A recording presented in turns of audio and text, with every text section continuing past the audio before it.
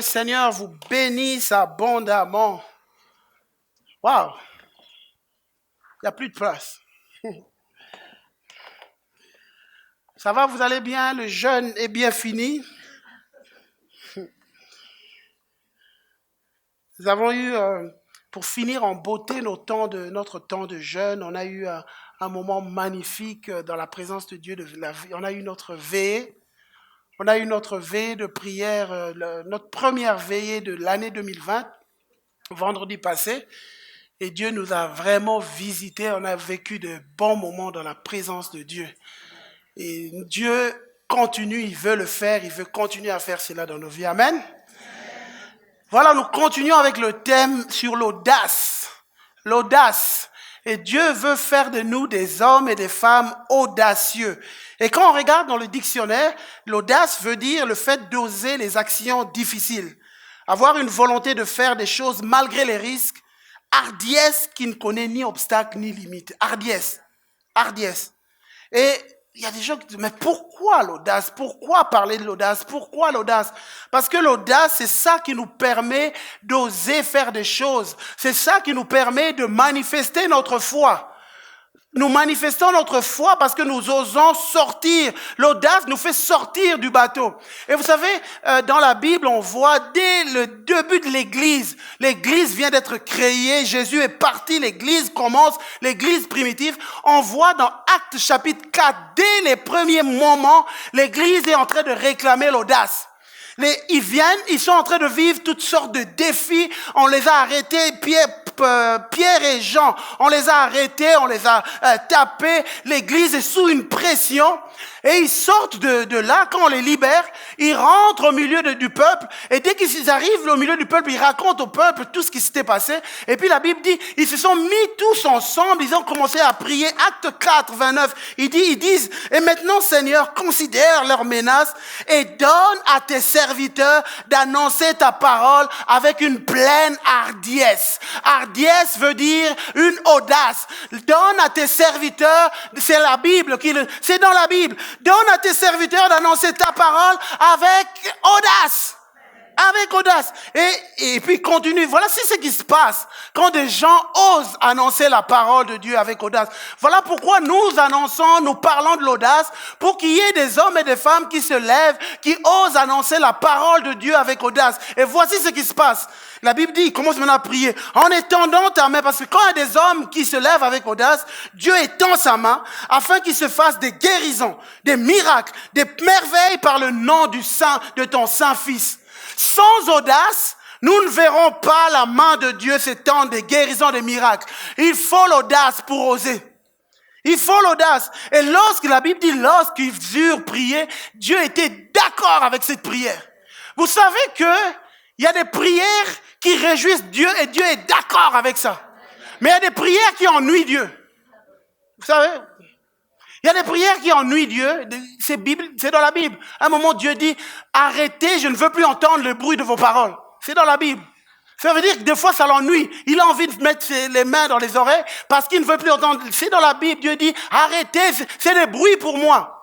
Mais il y a des prières qui réjouissent Dieu. Et la Bible dit, le lieu où ils étaient tremblants, Dieu était content, je vais faire cela. Et la Bible dit, ils furent tous remplis de l'esprit, ils annonçaient la parole de Dieu avec hardiesse, audace, avec audace.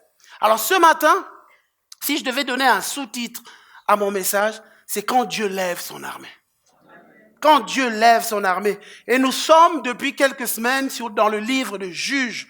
Juges chapitre 7 à partir du verset 1. Il est dit Jérubal, c'est-à-dire Gédéon. On lui avait surnommé Jérubal. Gédéon. Et tout le peuple qui était avec lui se levèrent de bon matin et installèrent leur camp près de la source de Harod. Le camp de Madian se trouvait au nord de Gédéon, vers la colline de Morée, dans la vallée.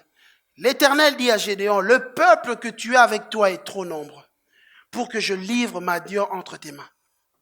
Il pourrait en tirer gloire à mes dépens et dire, c'est ma main qui m'a délivré. Proclame donc le message suivant aux oreilles du peuple.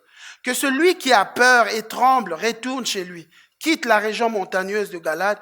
Il eut 22 000 hommes du peuple qui retournèrent chez eux et il en resta 10 000. Vous vous rendez compte? Donc ils étaient 32 000. Ils allaient, donc confiants, 32 000. Gédéon, on l'a dit, vous l'avez vu, c'était un gars qui était tout seul et il a su réunir 32 000 hommes. Vous vous rendez compte? Tu réunis, tu as sonné la trompette, tu as convoqué des gens, 32 000 se sont retrouvés avec Gédéon. Et puis là, il y a une confiance. Vous n'êtes pas d'accord quand vous vous retrouvez 32 000, vous vous sentez bien. Et c'est vrai que déjà le peuple était nombreux, mais qui était contre eux était nombreux, mais eux ils étaient 32 000. Et là, quand on demande, bah alors qui a peur? 22 000 personnes se retirent. 22 000 personnes partent. Et il n'en reste que 10 000. Moi, à la place de Gédéon, mon Dieu, j'allais me dire, Seigneur, 10 000 personnes restent. L'Éternel dit à Gédéon, le peuple est encore nombreux. Déjà 22 000 personnes partent, Seigneur. Le Seigneur dit, le peuple est encore nombreux. Fais-les descendre au bord de l'eau. Là, je ferai moi-même pour toi le tri parmi eux. Et puis Dieu lui dit comment il va faire. Celui à propos duquel je te dirai que celui-ci aille avec toi, ira avec toi. Celui à propos duquel je te dirai que celui-ci n'aille pas avec toi, n'ira pas avec toi. Gédéon fit descendre le peuple au bord de l'eau. L'Éternel dit à Gédéon, tous ceux qui lapperont l'eau avec la langue, comme le ferait un chien, tu les sépareras de ceux qui se mettront à genoux pour boire. Ceux qui lappèrent l'eau en la portant à la bouche avec leurs mains furent au nombre de 300.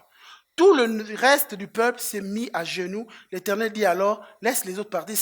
C'est par les 300 qui ont lappé l'eau que je vous sauverai, que je livrerai Madian entre tes mains, que tout le reste du peuple réparte, chacun chez eux. Il ne restait que 300. 300. De 32 000 à 300. Ça, c'est l'armée de Dieu. Et Dieu dit, voici mon armée, vous allez maintenant gagner. Waouh. Alors, mes points ce matin, une armée qui a comme arme principale la main de Dieu. Une armée qualifiée selon les critères de Dieu.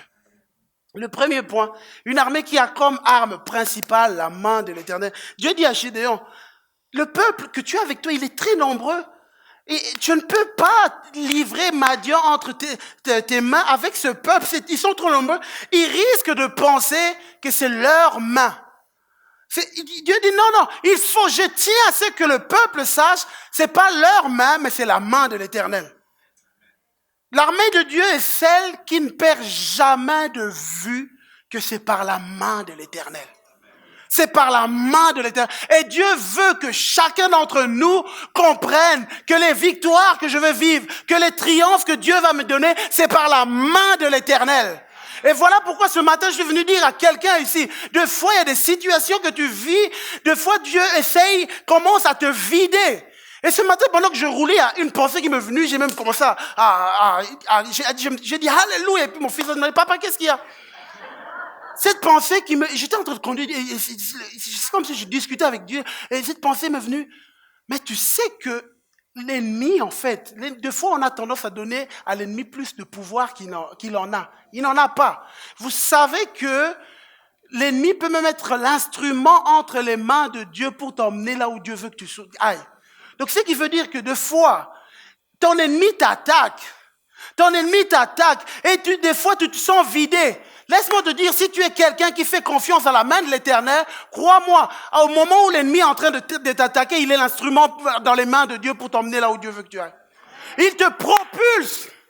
Et là, ici, donc ça veut dire que quand il y a des choses qui arrivent, ça vous vide, il y a quelque chose. Mais toi, tu es quelqu'un qui compte sur la main de l'Éternel. Laisse-moi te dire, tu verras comment la main de l'Éternel va triompher.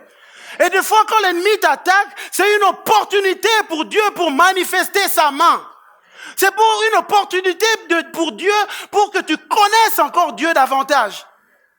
Ce n'est pas 32 000. On quitte 32 000 à 300. Dieu dépouille, Dieu enlève. C'est toujours comme ça. Et quand on lit la Bible, c'est toujours comme ça que Dieu commence. Il commence toujours par ce qui est petit et l'emmène à une grandeur divine. a une grandeur divine. C'est toujours comme ça. Et c'est pour cela, ne méprisez jamais le faible commencement. Ne méprisez jamais ce que vous êtes, ce qui est petit. Ne méprisez jamais parce que Dieu commence toujours par ce qui est petit pour manifester sa grandeur. Et ça, vous savez, quand Dieu commence à enlever ça, et quand on réalise ça, ça nous rend humbles. Quand tu quittes de 32 000 à 300 pour aller triompher, ça te rend humble. Ça te rend humble. Parce que Dieu déteste l'orgueil. Dieu déteste l'orgueil. Et ce matin, je m'aurais dit, je vais juste m'arrêter sur ça pendant quelques instants. Peu importe les talents que tu as, peu importe l'expérience que tu as, peu importe ce que tes connaissances bibliques, s'il y a l'orgueil en toi, tu es en danger. Tu es en danger. Et Dieu déteste l'orgueil. Pourquoi? Parce que l'orgueil est purement ce qui est du diable. C'est sa qualité, c'est sa personne. Et vous savez, je vais vous dire une chose, peut-être que ça va choquer certains. Quelqu'un peut vivre dans le péché, dans l'impudicité, dans toutes ces choses-là qui détruisent. Mais tant qu'il a un cœur qui est capable de se repentir, cette personne-là pourra être sauvée. Mais une personne peut vivre dans l'église, vivre dans des lois, ne pas pécher entre guillemets, mais avec un cœur orgueilleux, cette personne peut finir en enfer. Parce que cette personne sera incapable de se remettre en question. Sera incapable de se remettre, sera incapable. Et c'est pour ça, Dieu tient à ça. Et Dieu, tous ceux qui marchent avec Dieu, qui vivent avec Dieu, doivent veiller à ce que jamais l'orgueil n'entre dans leur cœur. Jamais. Jamais. Parce que l'orgueil fera que tu trouveras toujours des explications à ton péché. Quand la parole sera annoncée, tu diras toujours que non. Il y aura toujours une raison parce que toi, tu es toujours le meilleur. Toi, tu es toujours, et il y aura toujours, et tu es tout droit sur le chemin de l'enfer. Par contre, l'humilité t'emmènera toujours à te repentir. Et quand une personne se repent, la main de l'Éternel est prête pour le relever. Et c'est pour cela que Dieu tient à pourquoi Dieu, 32 000, pourquoi Dieu ne se dit pas bon, ils sont 32 000, je vais les aider, 32 000, je leur donnerai un coup de main. Parce que Dieu tient à ce que notre cœur reste toujours humble devant lui.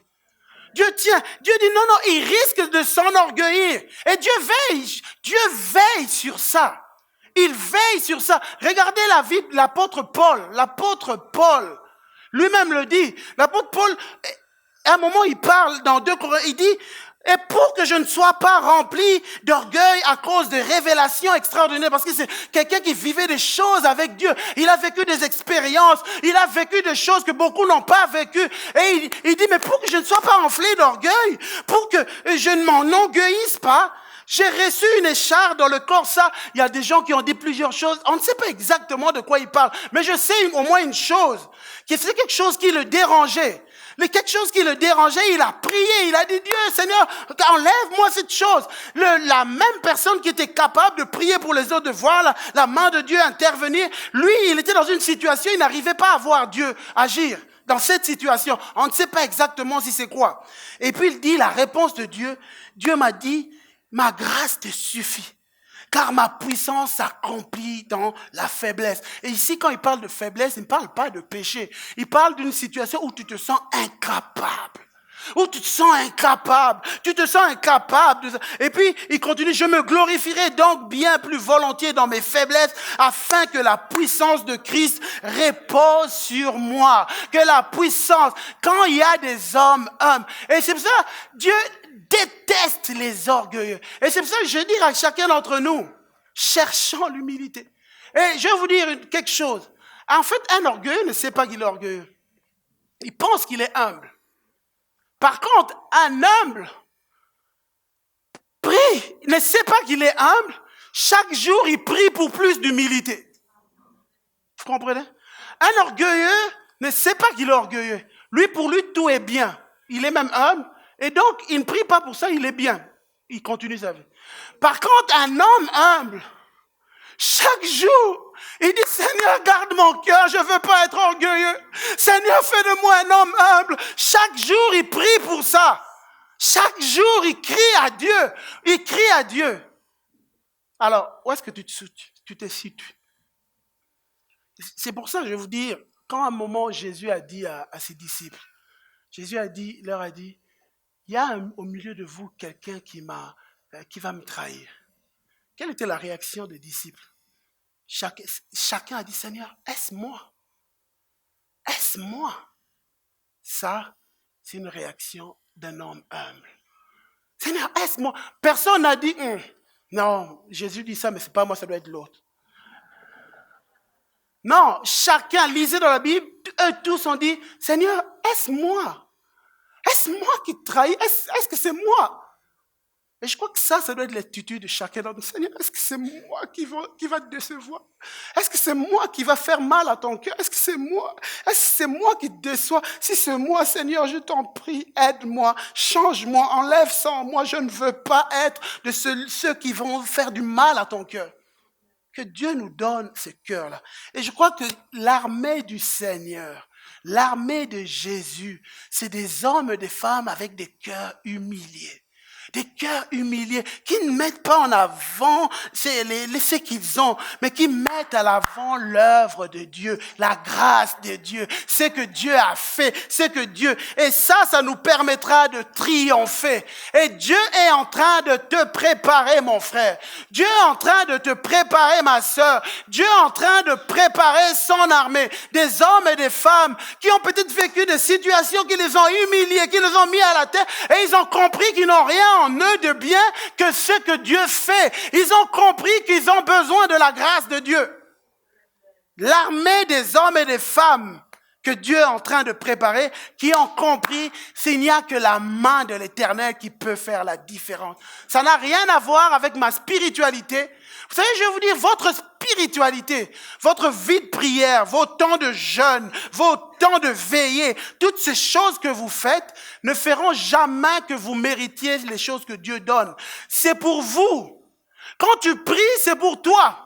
Quand tu pries, ça t'aide à avoir une relation avec Dieu, mais ne mets pas ça en avant pour croire que tu mérites quelque chose.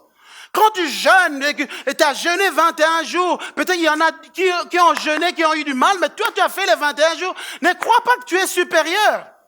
Les 21 jours de jeûne, les 40 jours, les temps de veillée, toutes ces choses, c'est pour toi, c'est pour ça t'aide à avancer. Tes connaissances bibliques, toutes ces choses, les révélations que tu as, c'est pas ça qui font de toi que tu es supérieur à quelqu'un d'autre. Ça, c'est pour ta vie, ça t'aide, ça te permet d'avancer, c'est pour toi, mais ça ne fait pas de toi quelqu'un de plus que d'autres. Non. Et ça, c'est que chacun d'entre nous, on doit comprendre. C'est pas parce que j'ai lu la Bible, j'ai reçu une révélation, waouh, que quelqu'un d'autre n'a pas reçu, que je suis supérieur à cette personne. Non, devant Dieu, ça n'arrive. C'est pour toi. C'est pour toi, c'est pour ta vie que tu reçois ces choses. C'est pour que tu avances. Mais ça ne fait pas de toi quelqu'un de... Et ça, c'est l'armée de Dieu comprend ces choses. Et c'est comme ça qu'on va triompher. C'est comme ça qu'on va écraser l'ennemi. C'est comme ça que l'ennemi n'aura rien en nous. C'est comme ça. Alors le deuxième point, une armée qualifiée selon les critères de Dieu. Les critères pour réduire, en fait, l'armée, c'est vraiment assez particulier. Et je prie, quand je lisais ça au début, moi, c'est un passage que depuis des années, je trouvais ça un peu compliqué, en fait. Quand Dieu utilise ces critères, et je prie, Seigneur, aide-moi, éclaire-moi. Alors, le premier critère, c'est un peu plus facile que le deuxième. Le premier, dans Juge 7, verset 3, il est dit, « Proclame donc le message suivant aux oreilles du peuple. Que celui qui a peur et tremble retourne chez lui, quitte la région montagneuse de Galade. Il eut 22 000 hommes du peuple qui retournèrent chez eux. Il en resta 10 000. Et ça, c'est clair. On a dit que celui qui a peur retourne. Parce que Dieu savait que ceux qui avaient peur, à un moment ou à un autre, finiront par fuir. Que celui qui a peur retourne. Et voilà pourquoi dans Acte 4, quand l'Église commence à prier, dit « Seigneur, donne-nous de l'audace ». Parce qu'ils savaient que face à l'oppression, il y a des peurs. Et on l'a déjà dit que l'audace, c'est pas l'absence de peur. Mais l'audace, c'est quelqu'un qui, l'audacieux, c'est quelqu'un qui confronte sa peur. C'est qui confronte sa peur, qui prend autorité sur sa peur. Et quand il n'y a pas d'audace, ça veut dire que la peur a pris l'autorité sur nos vies et la peur commence à guider nos choix, commence à guider nos décisions. Et ce matin, je suis venu dire à quelqu'un ce matin, en étant dans l'armée du Seigneur, Dieu, c'est normal qu'il y ait des peurs, mais Dieu veut pas que les peurs guident tes actions. Ta peur ne doit pas guider tes actions, ta peur ne doit pas guider tes décisions. C'est l'audace qui doit dire. Et ça ne veut pas dire que quand on est dans l'armée du Seigneur, il n'y aura pas de peur dans notre cœur. Il va avoir de la peur, mais c'est pas ça qui va guider mes choix. C'est pas ça qui va me guider, qui va me faire parler. C'est l'audace. À un moment, je me trouve qui devant quelqu'un, je sais que je peux parler de Dieu. Il y a la peur, mais qu'est-ce qu'ils vont penser de moi? Et puis à un moment, je décide, je parle. Ça, c'est l'audace. Il y a la peur, mais c'est l'audace. Une personne qui, à son travail, doit faire quelque chose et il est poussé par l'audace, il y aura la peur. Mais l'audace te dit, voilà, je le fais quand même. Et ce matin, Dieu veut que son armée soit délivrée de la peur. Parce que la peur nous paralyse. La peur nous paralyse. La peur, c'est vraiment l'arme redoutable entre les mains de l'ennemi pour nous paralyser. Pour nous empêcher de faire des choses. Et ça arrête des destinées, ça tue des destinées. Donc, il faut pas croire que c'est pas parce que t'as des peurs dans ton cœur qu'il faut pas te dire, voilà, si je pêche contre Dieu. Non. Ça n'a rien à voir. T'es humain. Tu es dans un corps humain, dans un corps mortel. C'est normal que tant qu'on est sur cette terre, il va y avoir des combats. Il y a la peur qui est là, c'est normal. Mais triomphe de ça. Et c'est ça que Dieu était en train de dire. Vous savez, dans la Bible, à un moment, Dieu parle à Caïn. Dieu dit à Caïn, écoute, Caïn avait envie de tuer son frère. Il n'avait pas encore commis l'acte. Il y avait des pensées de meurtre dans son cœur. Il n'avait pas encore commis l'acte. Et puis Dieu vient lui parler. Il dit, Caïn, et puis à un moment Dieu lui demande d'abord, où est ton frère? Et puis à un moment Dieu lui dit, le péché se couche à la porte de ton cœur. Mais moi je veux que tu triomphes.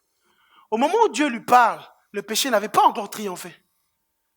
Et donc, c'est pour dire que chacun d'entre nous, c'est un peu comme ça, des fois. Il y a le péché qui se couche à la porte.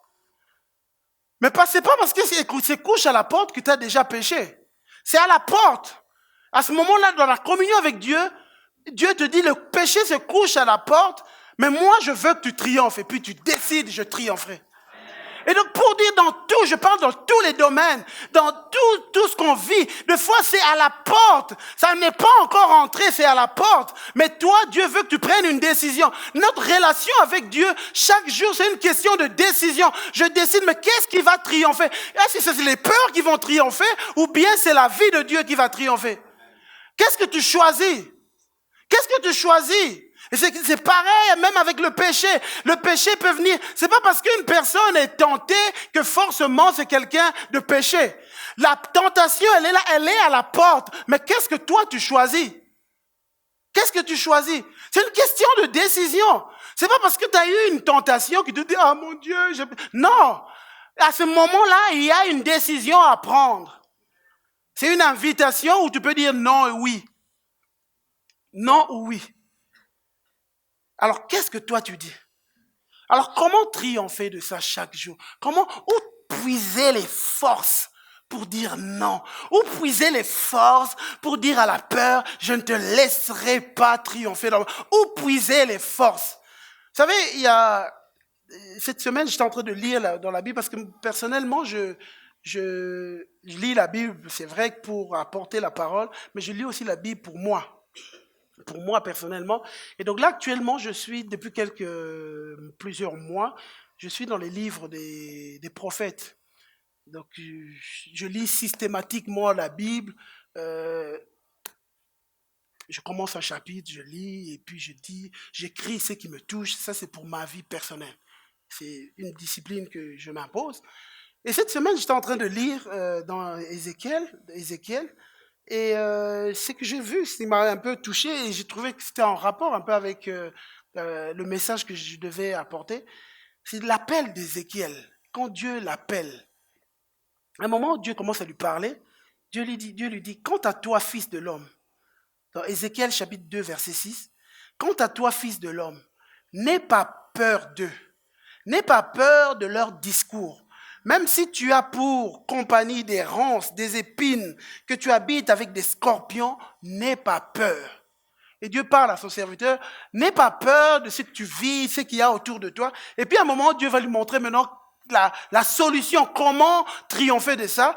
Dans quelques versets plus loin, Dieu lui dit, quant à toi, fils de l'homme, écoute ce que je vais te dire. Écoute, c'est dans l'écoute de ce que Dieu a à nous dire que nous trouvons la force. C'est un peu ce que le pasteur Zor disait pendant la veillée.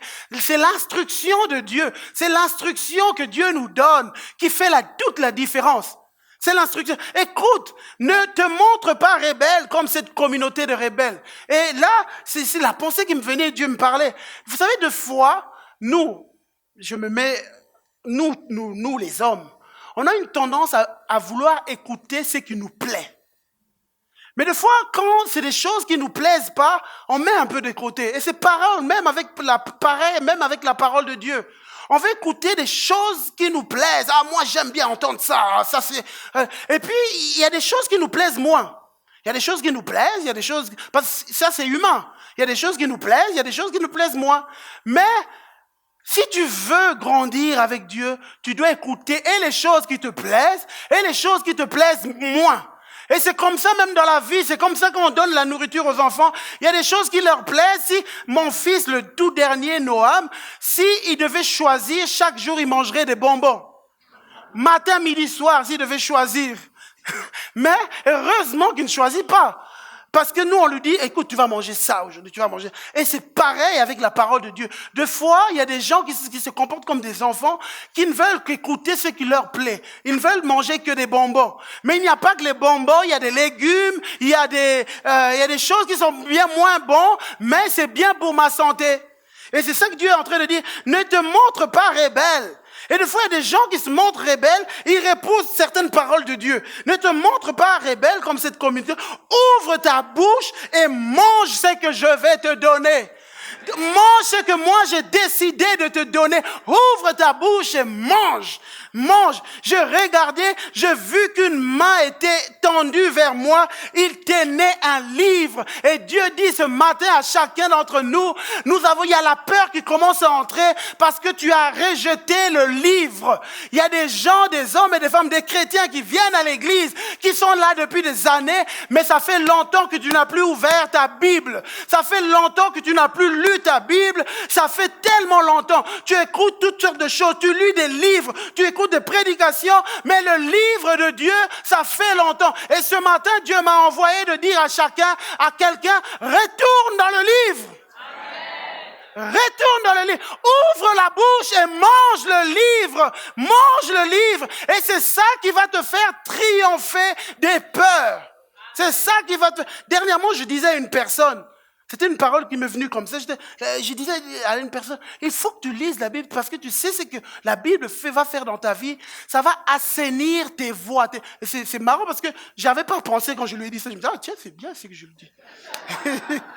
Ça va assainir parce que je lui ai dit, écoute, des fois, Dieu veut nous parler. Il te parle dans une vision, il te parle dans d'autres pensées. Chacun d'entre nous, on a des canaux qui nous permet de faire passer le message de Dieu. Et cette image-là, ça m'est venu. Donc, on a des canaux. Il y en a qui vont voir des visions, il y en a qui vont voir des choses. Maintenant, si tu ne lis pas la Bible, avec le temps, tes canaux vont se boucher. Et puis à un moment, ils vont se boucher, il y aura des encombrements. Et quand Dieu va te parler, il risque d'avoir des incompréhensions. Dieu peut-être t'a parlé, mais tu n'as pas bien saisi le message parce que tes canaux ne sont pas propres, ne sont pas bien. Vous comprenez? Et il dit, on nie pas que tu as entendu Dieu. On nie pas, peut-être que tu as entendu Dieu, mais il y a une incompréhension parce que tes canaux ne sont pas bien. Mais quand tu lis chaque jour la Bible, quand tu lis et que tu manges la parole, ça assainit tes canaux. Ça libère tes canaux. Et puis là, quand tu vas rêver, ça sera des rêves qui viennent de Dieu. Quand tu auras une vision, ça vient de Dieu et tu comprendras. Mais il faut qu'il y ait la parole de Dieu. Et puis ça permettra que tu triomphes des peurs. Ça te permettra que tu triomphes. Il faut qu'on revienne. Le pasteur Zor en a parlé la semaine passée. Je reviens parce que je réalise que c'est tellement important. C'est tellement important, la Bible, la parole de Dieu. Si tu n'as pas de Bible, cherche une Bible. Achète une Bible. Lis la Bible chaque jour. Et si aujourd'hui, il y en a qui n'ont pas que ça. Quand on parle de Bible, il y en a qui montreront leur GSM. La Bible est là. Mais lis-le chaque jour. Lis-le chaque jour, prends le temps de lire, note, lis, ouvre. Il y a des jours où, je vais vous dire quelque chose, peut-être qu'il y en a qui ne savent pas. Il y a des jours où quand vous allez lire votre Bible, vous ouvrez, vous lisez quelques versets, il y aura des jours où vous aurez l'impression que ça ne vous apporte pas grand-chose. Peut-être qu'il y en a qui ne savaient pas, qui pensent que nous, quand on lit chaque jour, tu dis, waouh! Non, il y a des jours où tu lis, tu as l'impression que, tu as lu. Mais tu as lu. Mais tu as lu. Et c'est ça, peu importe, mais c'est entré, tu as lu. Demain, reviens encore. Continue. Et le lendemain, reviens encore, continue. Et tu vas voir, jour après jour, ça fait une œuvre en toi que tu ne te rends pas compte. Vous savez, quand on mange, je reviens encore sur mon fils. Mon fils, je t'ai lui demander, mais pourquoi c'est si difficile pour toi, le dernier? Pourquoi c'est si difficile pour toi de manger? Quand il mange, on dirait que c'est difficile pour lui. Mais on ne comprend pas. Et des fois même, il nous dit, il veut aller au quick, tous les enfants aiment le quick. Mais lui-même, quand il dit, il veut aller au quick, on va. Mais il ne finit pas sa nourriture. Même là. Mais tu te dis, mais c'est pas possible. Et tu dois l'aider. Chaque fois, tu dois l'aider, il mange. Mais lui, quand il mange, à ce moment-là, il a l'impression que ça lui fait rien, ça l'ennuie, il a envie de faire autre chose, ça l'ennuie. Mais il a mangé. Mais il a mangé, tu le nourris, tu lui mets ça dans la bouche, il a mangé, et il a l'impression qu'il perd du temps, mais il mange. Mais il mange. Et quand il mange, lui, il ne sait pas ce que ça fait, la nourriture, mais c'est ça qui lui fait grandir. C'est ça qui permet d'être en bonne santé. Et c'est pareil, la Bible. C'est pareil. Tu as l'impression que tu t'ennuies, tu as l'impression de perdre du temps, mais c'est ça qui te garde en bonne santé. C'est ça qui te garde en bon. C'est ça qui te permet d'être fort. C'est ça qui te permet d'être délivré de tes peurs. Et c'est pour ça que Dieu disait à Josué que ce livre de la loi ne s'éloigne pas de toi. Médite le jour et nuit pour agir avec fidélité conformément à tout ce qu'il y est écrit. Car c'est alors que tu auras du succès dans tes entreprises. C'est alors que tu réussiras. Nourris-toi de soi. Et reçois des révélations. Et laisse que cette révélation te fasse grandir. Et quand tu reçois des révélations, comme je l'ai dit, c'est pas pour épater les autres, montrer que moi j'ai reçu une révélation, mais je te dis que c'est pour toi. C'est ça qui te permettra d'être fortifié. C'est que tu lis, c'est ça qui te donnera la force. C'est ça qui te relèvera. C'est ça parce que Dieu exauce toujours sa parole. Dieu n'exauce pas nos peurs, nos pleurs, il exauce la parole. Il exauce la parole. Alors, deuxième critère, Dieu dit, Juge 7, verset 4, l'Éternel dit à Gédéon, le peuple est encore trop nombreux. Fais-les descendre au bord de l'eau et là je ferai pour toi un tri parmi eux. Celui à propos duquel je te dirai que celui-ci aille avec toi ira avec toi. Et celui à propos duquel je te dirai que celui-ci n'aille pas avec toi, n'ira pas avec toi. Gédéon dit, fit descendre le peuple au bord de l'eau, et l'Éternel dit à Gédéon, tous ceux qui laperont l'eau avec la langue, comme le ferait un chien, tu les sépareras de tous ceux qui se mettront à genoux pour boire. Ceux qui laperont l'eau en la portant à la bouche avec leurs mains furent au nombre de 300. Et tout le reste du peuple s'est mis à genoux à boire. Alors, c'est ce que je vais dire ici. On peut dire beaucoup de choses. La parole de Dieu, quand on prêche, il y a des choses qui peuvent être dites, mais il y a quelque chose que moi, Dieu m'a mis à cœur. Vous savez, quand en fait ils sont arrivés à cet endroit, ils arrivent, il y avait de l'eau, donc une petite rivière, et Dieu a dit, écoute, tu vas faire la différence. Il y en a qui viendront, j'ai mis une image, il y en a qui viendront, qui mettront carrément leur tête dans l'eau pour prendre l'eau, et pour boire directement. Mais il y a d'autres qui prendront le temps de prendre l'eau dans leurs mains et puis ils vont commencer à boire comme ça. Et Dieu dit, tu vas trier entre ces deux réactions. Et je disais, mais Seigneur, qu'est-ce que ça veut dire? Et le Seigneur, moi, en tout cas, ce qui est monté dans mon cœur, le Seigneur me disait, ça révèle, c'est le dernier effort avant de boire. Et Dieu dit, mon armée, ce qui va déterminer mon choix, c'est des hommes et des femmes qui sont capables de faire le dernier effort. Qui sont capables, parce que ici, vous savez, les autres sont venus, ils ont juste mis leur tête et ils buvaient. Mais il y a d'autres qui ont pris le temps. Et Dieu me disait, vous savez, des fois, nos réactions déterminent ce que nous sommes vraiment au fond de nous. Les réactions des hommes révèlent ce qu'ils sont au fond d'eux. C'est qu'on révèle ce qu'ils sont. Tout à l'heure, je parlais de lire la Bible, de parole. Quand vous lisez la Bible et que vous êtes en communion avec Dieu, vous laissez Dieu vous changer, ça déterminera vos réactions, ce que vous allez faire, vos choix. Et ici, il y a des gens qui sont arrivés, qui ont pris le temps, ils ont pris l'eau, ils ont pris le temps de prendre l'eau. L'eau était là, ils pouvaient vite boire, mais ils ont pris le temps de prendre et puis de commencer à faire ça. Dieu m'a dit, et Dieu sait qu'il montait dans mon cœur. Ceux-là sont prêts à faire l'effort supplémentaire. Alors ce matin, c'est que Dieu veut dire à chacun, es-tu prêt à faire l'effort supplémentaire par rapport à d'autres? Es-tu prêt à faire cet effort supplémentaire? Une personne qui est prête à faire l'effort supplémentaire sera une personne déterminée dans ce qu'il fait. Il ne reculera pas. Et je crois que dans le temps dans lequel on vit, on a des hommes et des femmes qui viennent, on se donne à Dieu, mais est-ce qu'on est des hommes de ceux qui vont tenir jusqu'à la fin? Et Dieu voulait une armée des hommes, 300 personnes, mais qui ne reculeront pas. Parce que 300 avancés avec 300 personnes, ça fait peur. Mais Dieu voulait des hommes qui ne lâcheront pas. Et ce matin, Dieu veut que chacun d'entre nous ait cette audace, prêt à continuer, peu importe ce qui arrive, peu importe. Est-ce que j'ai un esprit déterminé? Vous savez, je le partageais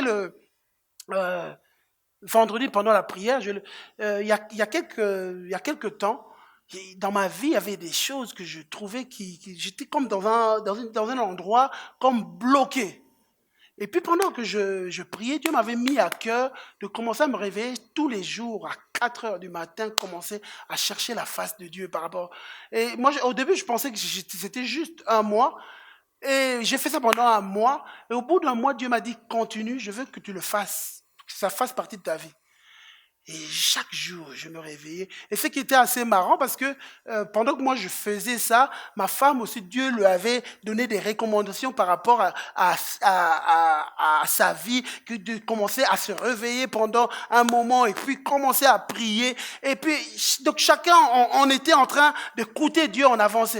Et je me rappelle, un jour, j'étais en train d'arriver à la gare du Luxembourg, j'allais au travail, et j'arrive, et puis c'était au mois de décembre, j'entends la musique de Noël, et puis tout d'un coup, ça me rappelle, mais tiens, je me suis rappelé, mais ça va faire 1 an que je me réveille à 4 heures. Et puis, j'ai une voix qui me dit, mais rien n'a changé. Tiens, c'est vrai, ça va faire 1 an, oui, waouh, ça fait 1 an aujourd'hui. Mais rien n'a changé. Et j'entendais cette voix. Et puis à un moment, pendant que la voix est en train de me dire que rien n'a changé, j'entends une autre voix au fond de moi. Là, je suis en train de marcher. Il y avait 2 voix. J'entends une autre voix qui me dit, mais pourquoi tu dis ça? Tout a changé. Tu ne sais pas ce qui se passe dans le monde spirituel. Tu ne sais pas. Et là, pendant que je marchais, j'ai décidé de faire un choix. J'ai choisi d'écouter la voix qui me disait tout a changé. Et là, juste pour vous dire que la détermination nous fait choisir de continuer à croire. Là, il y aura une voix qui va te dire non, les choses n'ont pas changé finalement, non. Et puis, et là, quelques mois après, Dieu m'a appris que si je l'avais pas fait, ça aurait eu de l'impact dans ma vie. Alors, je continue l'histoire. Donc ça, c'était le même jour. Donc j'arrive, je suis à la gare, donc je marche et puis j'arrive à mon travail, je commence mon travail. Et vers midi, on m'appelle. La situation qui des années était bloquée s'est décantée. Le même jour.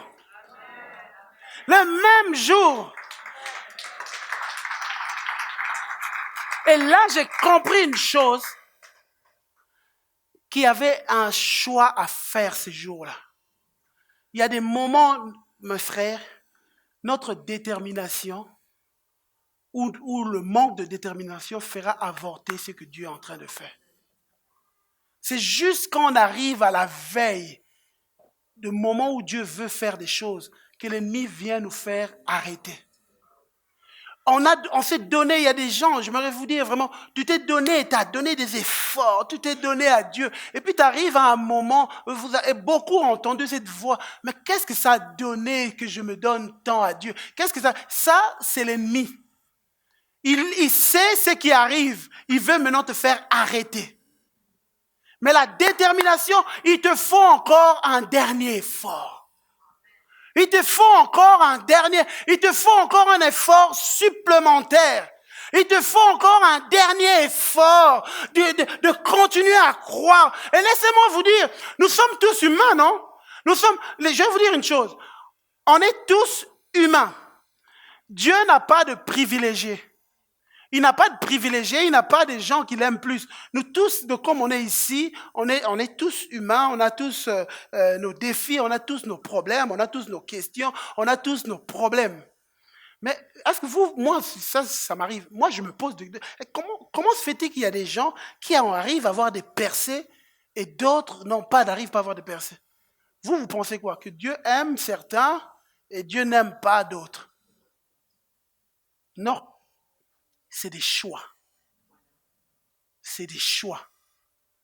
C'est des choix et des décisions tes choix font que Dieu façonne ton caractère, Dieu façonne ce que tu es, il fait de toi de quelqu'un de déterminé, ce qui fait que quand tu te retrouves devant cette situation où tu te dis, mais Seigneur, j'ai l'impression que ça ne réussit pas, à ce moment-là, parce que Dieu n'abandonne jamais ses enfants. Il continue à parler. Quand l'ennemi vient te parler, te dire, non, ça ne marche pas, il y a la voix de Dieu est derrière qui dit, non, Christian, ça marchait. Christian, continue à croire. Et c'est ce jour-là, c'est ce qui s'est passé. Il y avait la voix de l'ennemi pour me pousser à déprimer, à être mal, à me dire que ça ne marche pas. Il y avait cette voix que j'entendais la voix. Je pensais que c'était moi. Mais après, j'ai compris, non. Quand j'ai dit non, ça c'était l'ennemi.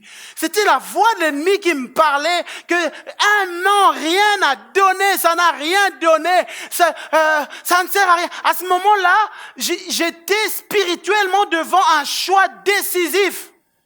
J'aurais choisi de déprimer, peut-être que ça aurait avorté le plan de Dieu. Mais j'ai choisi de continuer à croire. Et ce matin, je suis venu dire à quelqu'un, s'il te plaît, mon frère, ne l'écoute pas cette voix.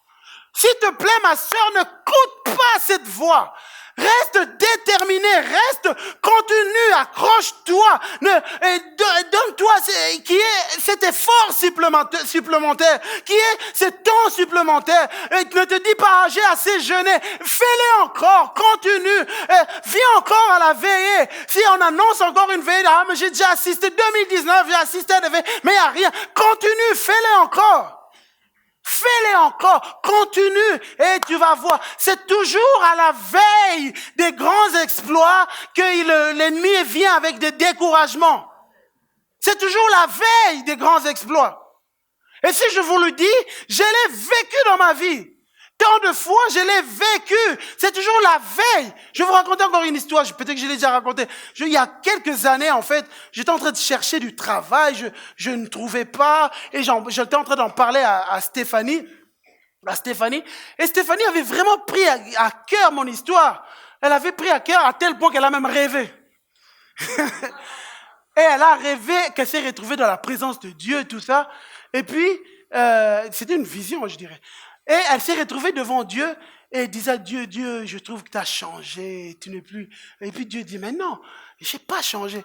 Et puis elle dit, Dieu, bon écoute, alors si tu es resté le même, alors fais que Christian trouve du travail à la fin du mois. Et puis, je crois que son rêve s'était arrêté là.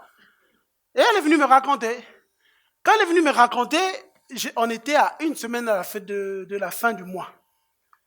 Elle m'a dit ça, j'ai rien dit. Mais dans mon cœur, je me suis dit, c'est pas possible.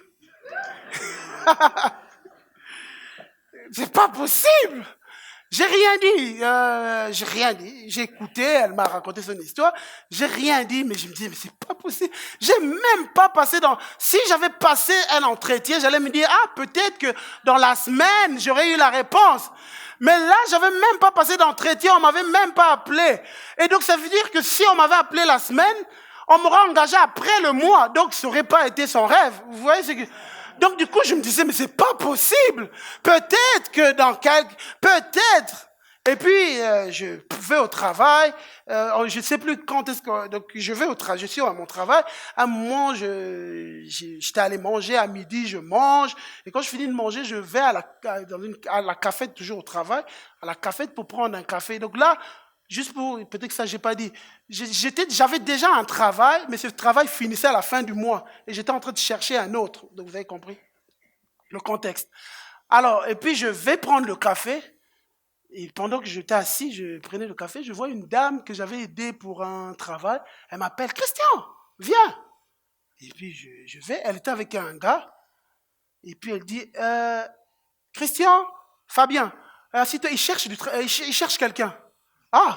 Assieds-toi. Et puis je m'assieds. Et puis le gars me demande, c'était un boss d'un département, le gars me demande, et qu'est-ce que tu as fait? Qu'est-ce que tu fais actuellement? Je lui explique ce que je faisais. Ok, ça va. Engagé, tu commences... Waouh.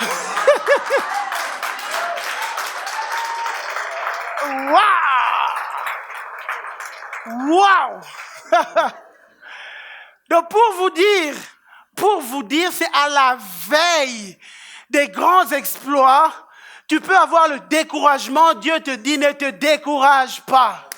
Ne te décourage. Et ce matin, je suis venu dire à quelqu'un, je ne suis pas un privilégié. Et vous savez, je vais vous dire une chose. Moi, pendant des années, des fois que j'entendais des témoignages, je dis, mais moi, pourquoi je ne vis pas ça? Et peut-être qu'il y a des gens qui sont en train de dire, mais pourquoi je ne vis pas ça? Je me suis dit la même chose des fois il y a des années. Mais à force de t'accrocher, tu finis par le vivre. Tu finis par les vivre. Et c'est pareil avec les miracles, les exploits. Accroche-toi, continue. Et l'ennemi va te dire, mais pourquoi tu ne vis pas ça? Accroche-toi. Reste déterminé et tu vas le vivre. Tu vas le vivre. Les musiciens peuvent se rapprocher. Dieu veut lever une armée des hommes et des femmes. Si tu veux t'enrôler, Dieu ce matin enrôle des hommes et des femmes dans son armée. Et l'armée de Dieu, comme je l'ai dit, c'est des hommes et des femmes qui ont compris que leur arme principale, c'est la main de l'Éternel. C'est la main de l'Éternel. Le prophète Ésaïe a dit, qui a cru à ce qui nous était annoncé? Qui a reconnu le bras de l'Éternel? Et quand le bras de l'Éternel commence à agir, ça semble petit, ça semble rien, mais apprends à reconnaître le bras de l'Éternel. Apprends à laisser le bras de l'Éternel. Et ce matin, je veux te dire, c'est par le bras de l'Éternel, tu vas voir ta vie changer. C'est le bras de l'Éternel. Même si tu regardes ta vie, il semble que c'est rien. Il semble que tu ne vois même pas où Dieu va commencer. Laisse-moi te dire, tu es le bon candidat pour le bras de l'Éternel. Tu es le bon candidat pour vivre le bras de l'Éternel.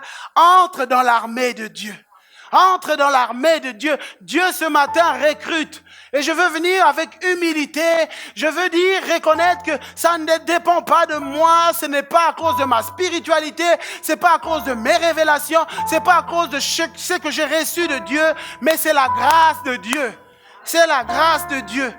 Et ce matin, Dieu dit, alors qu'il veut t'enrôler dans son armée, commence à laisser les critères de Dieu grandir en toi. Et ces critères, c'est d'abord oser affronter tes peurs.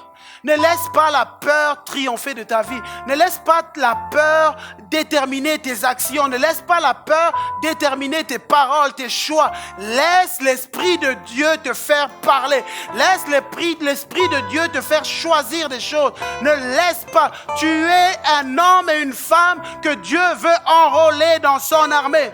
Un homme, une femme. Église, parole d'espoir. Ce matin, Dieu lève une armée.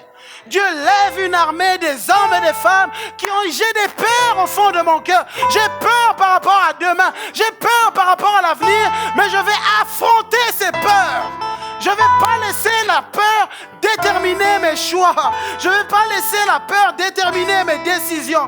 Je vais entrer. Et alors que j'entre, alors que je me lève, je veux le faire avec détermination. Je n'abandonnerai pas. Je ne lâcherai pas. Je m'accrocherai. Je prie pour qu'il y ait ici dans cette église des gens qui ne lâchent pas. Des gens déterminés, capables, prêts à faire le dernier effort. Est-ce qu'on peut se courber dans la présence de Dieu? Alléluia.